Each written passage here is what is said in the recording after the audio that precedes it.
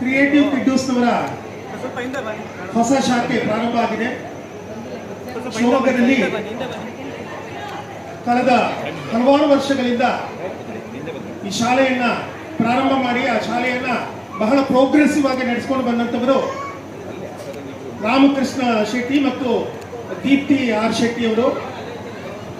ಅವರ ಅನೇಕ ಈ ಶಾಲೆಯ ಕಾರ್ಯಕ್ರಮಗಳನ್ನು ನಾನು ನೋಡಿದ್ದೇನೆ. ಶಾಲೆಯ ಬಗ್ಗೆ ಜನಗಳಿಂದ ಬಂದಿರತಕ್ಕಂತಹ ಫೀಡ್ಬ್ಯಾಕ್ ಕೂಡ ನಮಗೆ ಗೊತ್ತಿದೆ. ಅವರಿಬ್ಬರ ಪರಿಶ್ರಮದಿಂದ ಈ ಶಾಲೆ ಇವತ್ತು ಶಿವಮೊಗ್ಗದ ಒಂದು ಪ್ರತಿಷ್ಠಿತ ಶಾಲೆಯಾಗಿ ಮಾರ್ಪಾಡುಗೊಂಡಿದೆ. ನಮ್ಮೆಲ್ಲರಿಗೂ ಹೆಮ್ಮೆ ಅನಿಸುತ್ತೆ.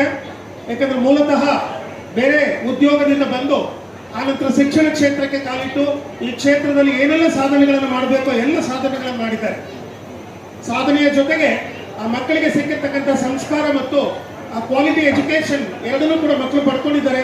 ಶಿವಮೊಗ್ಗದ ಪೋಷಕರು ಸದಾಕಾಲ ಈ ಶಾಲೆಯನ್ನು ನೆನಪಿಟ್ಕೊಳ್ತಾರೆ, ಈ ಶಾಲೆಯ ಸಿಬ್ಬಂದಿ ವರ್ಗವನ್ನು ನೆನಪಿಟ್ಕೊಳ್ತಾರೆ.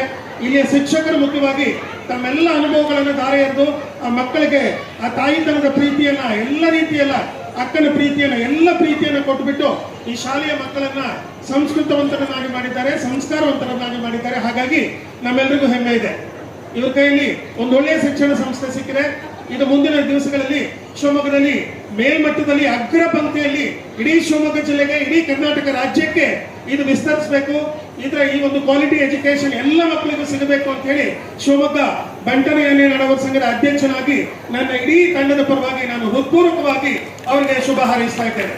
ನಿಮ್ಮಿಬ್ಬರಿಗೂ ಒಳ್ಳೆಯದಾಗಲಿ, ಶಾಲೆಗೆ ಒಳ್ಳೆಯದಾಗಲಿ, ಶಾಲೆಯ ಎಲ್ಲ ಶಿಕ್ಷಕ ವರ್ಗದವರಿಗೆ, ಶಿಕ್ಷಕೇತರ ವರ್ಗದವರಿಗೆ, ಎಲ್ಲ ಸಿಬ್ಬಂದಿಗಳಿಗೆ ಒಳ್ಳೆಯದಾಗಲಿ ಅಂತ ಹೇಳಿ ಆ ಭಗವಂತನಲ್ಲಿ ಪ್ರಾರ್ಥಿಸಿ ಈ ಶಾಲೆ ಉತ್ತರೋತ್ತರವಾಗಿ ಶಿವಮೊಗ್ಗದ ಒಂದು ಪ್ರತಿಷ್ಠಿತ ಮತ್ತು ಅತ್ಯಂತ ಗುಣಾತ್ಮಕ ಶಿಕ್ಷಣ ನೀಡುವಂತಹ ಸಂಸ್ಥೆಯಾಗಿ ಬೆಳೆಯಲಿ ಅಂತ ಹೇಳಿ ಮತ್ತೊಮ್ಮೆ ನಾನು ತುಂಬ ಹೃದಯದಿಂದ ಶುಭ ಹಾರೈಸ್ತಾ ಇದ್ದೇನೆ.